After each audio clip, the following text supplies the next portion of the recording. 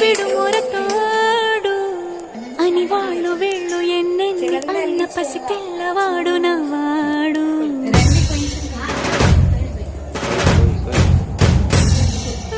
విడుముండోడు అని ఊరు వాడ అనుకున్న గాని మహారాజు నాకు నవ్వాడు.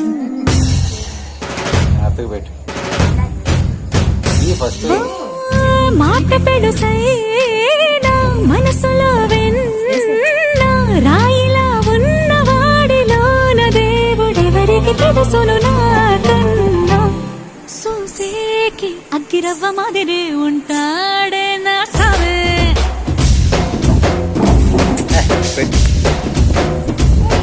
మెత్తాని పత్తి పువ్వుల మరేసంటాడే నా సావే.